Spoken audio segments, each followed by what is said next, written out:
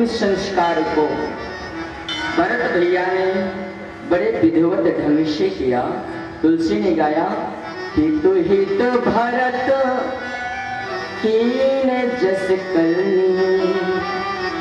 संतान का कर्तव्य है मेरे भाई, अंतिम संस्कार अपने पिता का, बुजुर्गों का शास्त्र के विधान से होना चाहिए। मेरे बाबा ने कहा भरत ने अपने पिता की आत्मा के कल्याण के लिए जो कार्य किया ना, कि तो हित भारत कीन जस करनी, साहसो मुख सो जाए नहीं बलनी। गोस्वामी कहते 1000 मुखों से भी अगर शेषनाग वर्णन करे तो भी उसका वर्णन नहीं हो सकता। मेरे भैया गंगा स्नान किया भरत ने, तिलांजलि दिया और प्रातः काल एक सभा लगी। हाँ, भरत चरित्र है ये। गुरु वशिष्ठ जाकर के राज सिंहासन के पास विराजते हैं, सारी समाज उपस्थित हो गई, तीनों माताएं बैठी हैं और गुरु ने सेवक से कहा जाओ भरत को ले आओ। मेरे भाई भरत भैया को बुलाया गया। भरत सबको वंदन करते हुए शांत बैठ गए।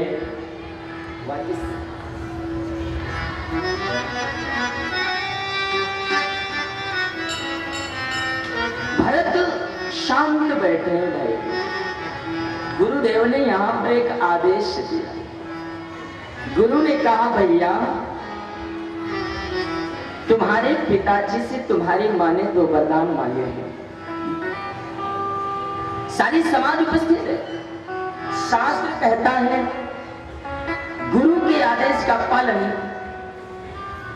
बगैर विचारे ही कर लेना चाहिए। लेकिन आज मेरी व्यासपीठ वर्णन कर रही है भारत जैसे योगी को ब्रह्म ऋषि गुरु ने आदेश दिया, लेकिन भरत ने गुरु आज्ञा का पालन नहीं किया। बड़ा सुंदर प्रवाह है।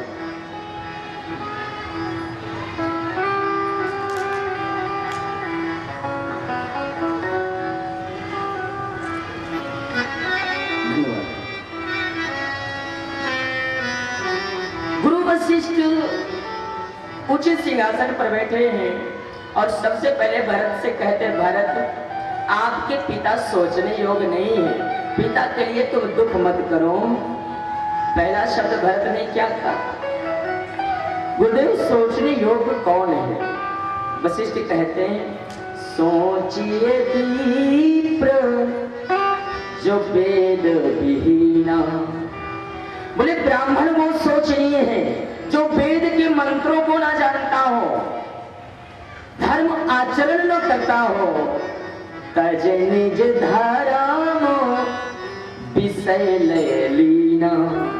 वशिष्ठ ने कहा बोले ब्राह्मण वो सोचनीय है जो धर्म को ना जानता हो, वेद का पाठ पठन ना करता हो, धर्म बताता ना हो, ज्ञान का उपदेश ना देता हो, अपने धर्म को त्याग करके विषय में लयलीन हो गया हो, बोले वो ब्राह्मण सोचनीय है।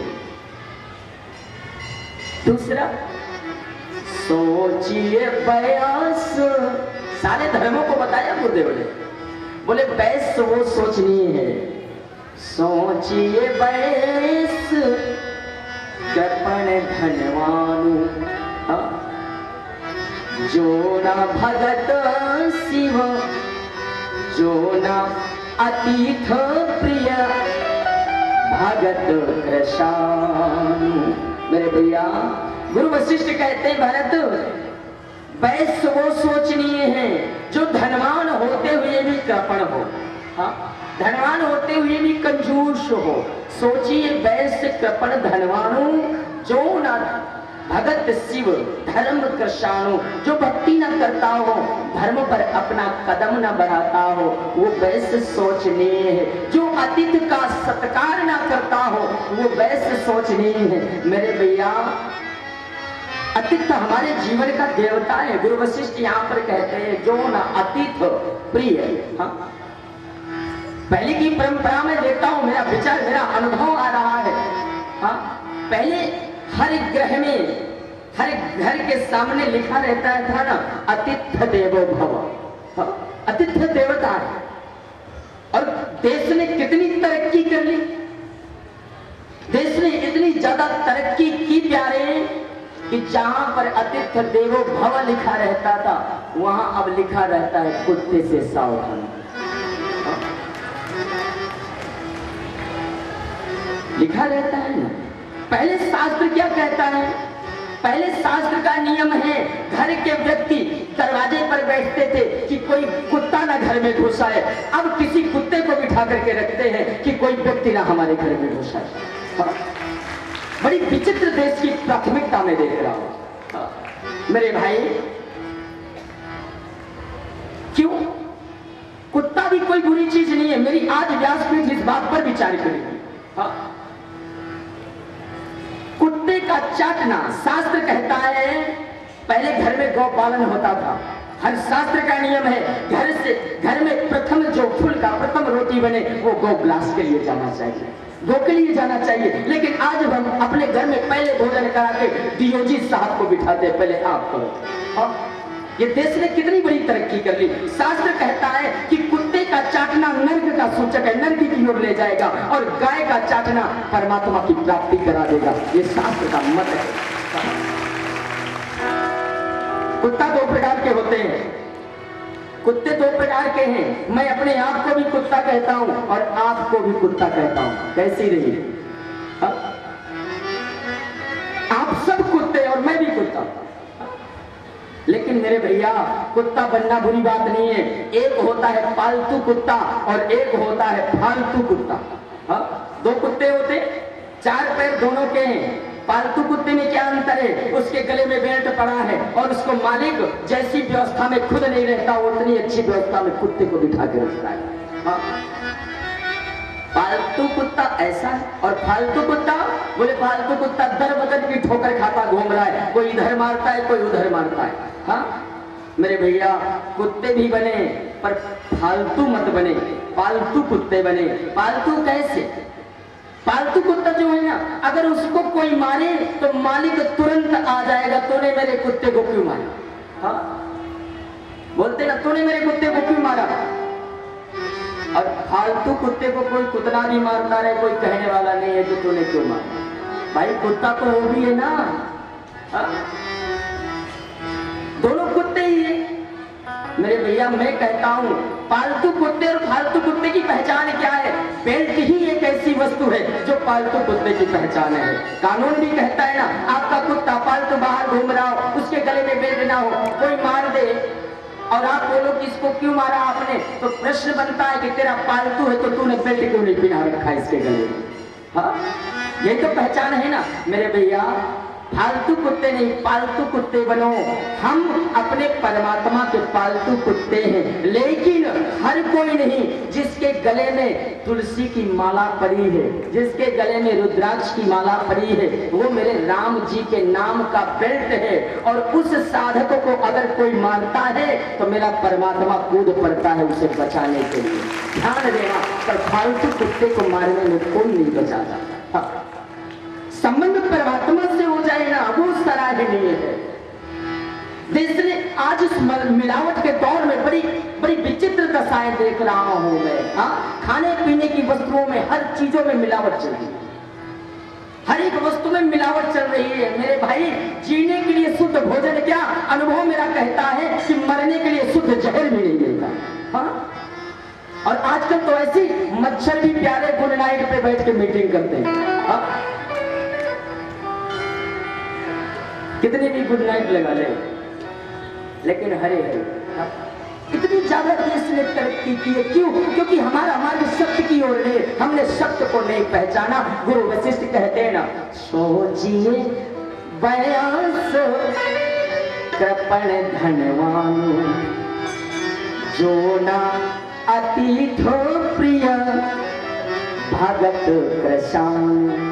जो अतिथि का सत्कार करने वाला ना हो, धनवान होते हुए भी धर्म पर अपना 10वां हक ना देता हो, वो वैसे सोचनीय। सोचिए पूरी पति पंचक नारी, सोचिए पूरी पति पंचक नारी।